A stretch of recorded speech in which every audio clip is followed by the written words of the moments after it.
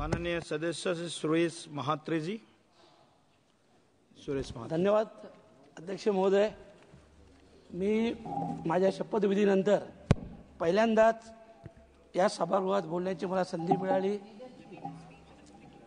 त्या अगोदर या पवित्र सभागृहात मी ज्यांच्या आशीर्वादाने ज्यांच्या मार्गदर्शनाखाली पोहोचलो ते आमच्या पक्षाचे राष्ट्रीय अध्यक्ष आदरणीय शरदचंद्रजी पवार साहेब यांचं मनापासून आभार व्यक्त करतोय।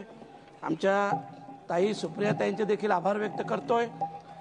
आणि बजेटविषयी बोलण्यापूर्वी मी संपूर्ण देशावर बोलण्यापेक्षा मी माझ्या महाराष्ट्राविषयी आणि माझ्या भिवंडी लोकसभा क्षेत्राविषयी बोलण्याला प्राधान्य देणार आहोत।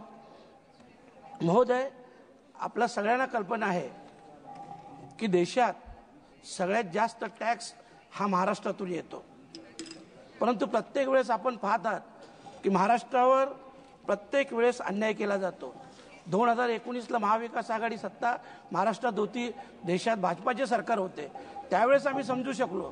परंतु आता देशात देखील भाजपाचे सरकार आहे, महाराष्ट्रात देखील भाजपाचे सरकार आहे, तरी सुद्धा आमचा जो टॅक्स निधी तो आपल्याकडे येतो 100% नव्हे तर आम्हाला 50% तरी कमीत कमी मिळावा। 10 ते 15% जी आमची बोलवण केली जाते आणि जो आमच्या महाराष्ट्रावर अन्याय केला जातो त्याविषयी माझा स्पष्ट विरोध मी दर्शवतो। दुसरी गोष्ट महत्त्वाची आहे, महाराष्ट्रात आणि खास करून माझ्या भिवंडी लोकसभा क्षेत्रात बुलेट ट्रेन माझ्या लोकसभा क्षेत्रातून जातोय। या बुलेट ट्रेनचा कार शेड माझ्या लोकसभा क्षेत्रात आहे। महोदय, या बुलेट ट्रेनसाठी हजारो करोड रुपये खर्च केला जातो, परंतु या बुलेट ट्रेनच्या याच्यात जे काही गैरव्यवहार झालेले आहेत, मी प्रांत असतील, कलेक्टर साहेब असतील, तिथले पोलीस कमिशनर असतील यांच्याकडे लेखी तक्रार दिलेली आहे। जे मोदी साहेबांचं ड्रीम प्रोजेक्ट आहे आणि त्या ड्रीम प्रोजेक्ट खरं म्हटलं तर हे देशाच्या शिरपेचा एक मानाचा तुरा आहे।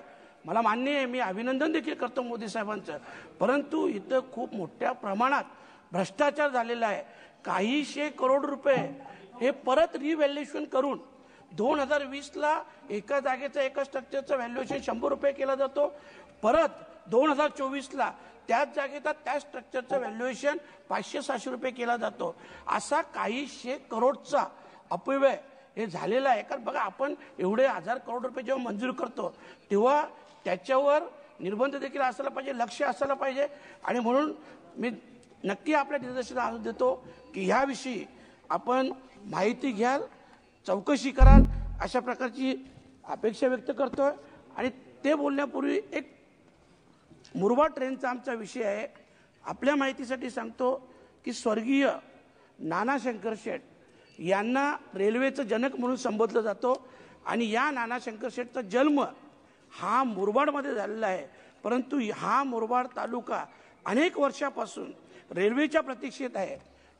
2022-23 मध्ये मुरबाड रेल्वेला मान्यता मिळाली, 864 कोटीचा प्रोजेक्ट बनवला, परंतु त्याच्यात आणखी लँड ॲक्वायरसाठी फक्त 1300 करोडची आवश्यकता होती, परंतु ते 1300 करोड 2022-23 पासून ऑगस्टपासून आजपर्यंत आम्हाला दिलेलं नाही।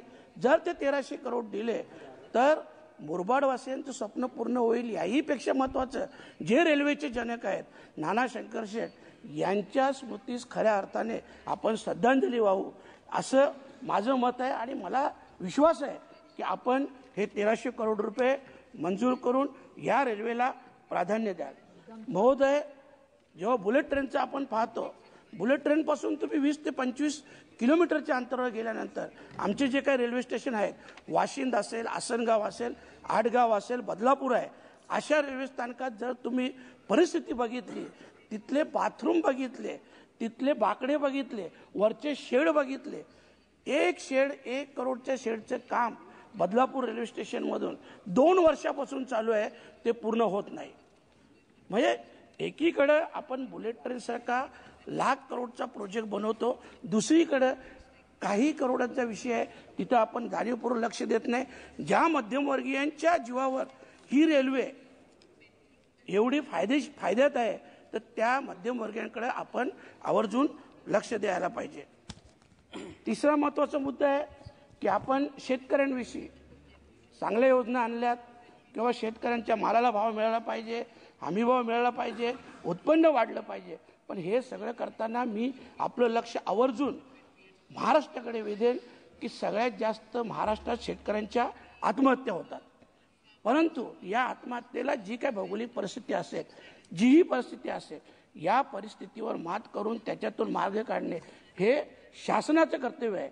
परंतु गेल्या अनेक वर्षापासून हजारो शेतकऱ्यांनी आत्महत्या केल्यानंतर देखील आज पण ही सारखीच परिस्थिती आज आमच्या महाराष्ट्राच्या शेतकऱ्यांवर आहे.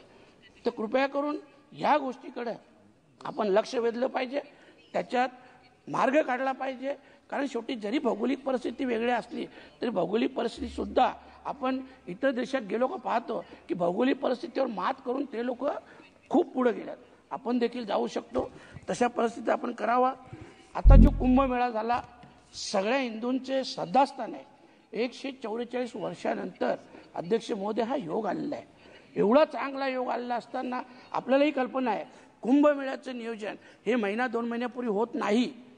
हे कमीत कमी 10, 12, 14 वर्षापूर्वी नियोजन होतं. आणि असं नियोजन एवढ्या वर्षाचं असताना देखील आज तिथं जी काही चेंगराचेंगरी झाली, जे काही लोक मृत्युमुखी पडले, त्या सगळ्यांच्या स्मृतीस मी अभिवादन करतोय, श्रद्धांजली वाहतोय. परंतु या सगळ्या गोष्टी जबाबदार कोण आहे? कारण आज करोडो, आपल्याही कल्पना आहे या देशाची लोकसंख्या 130-140 करोड आहे. तर कमीत कमी त्याच्यातून 45 ते 50 करोड लोक हे तिथं दर्शन. सर मी पहिल्यांदा बोलतो, फक्त 2 मिनिटं बोलतो, 2 मिनिटं मी पहिल्यांदा बोलतो.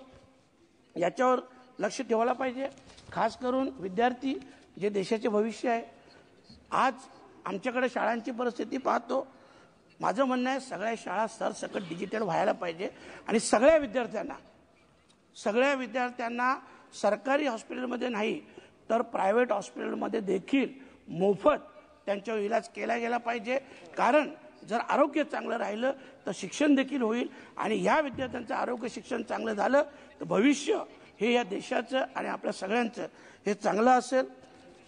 एक गोष्ट मी 2 मिनिटात आपण अध्यक्ष महोदय, बीड परभणी सारखी परिस्थिती आप समाप्त कीजिए प्लीज. 2 मिनिट साहेब. बीड अध्यक्ष महोदय, बीड परभणी सारखी परिस्थिती माझ्या भिवंडी लोकसभा क्षेत्रात उद्भवत आहे. माझ्या भिवंडी लोकसभा क्षेत्रात एका गुन्हेगारावर 14 केसेस होतात. 14 केसेस, 302, 307 हत्येचा प्रकार सगळ्या केसेस जातात. मोक्कामधून जामीन मिळाल्यानंतर तो आरोपी पुन्हा 6 गुन्हे करतोय. तडीपार असताना 2 गुन्हे करतोय. 50 दिवस झाले पोलीस त्याला अटक करत नाही. तो आरोपी सार्वजनिक कार्यक्रमात, लग्न विवाह असेल, टुर्नामेंट असेल, जाहीररित्या फिरत असतो. माझं म्हणणं असं आहे की ही बीड परभणीसारखी परिस्थिती माझ्या भिवंडी लोकसभा क्षेत्रात येऊ नये. आणि खास करून जे खासदार निधीचा विषय झाला त्याच्यात नक्कीच आपण वाढ करावी. कारण 6 मतदारसंघ आहेत आणि आपण माझं ऐकलं त्याबद्दल मनापासून आपल्याला धन्यवाद देतो, आभार व्यक्त करतो. थँक्यू.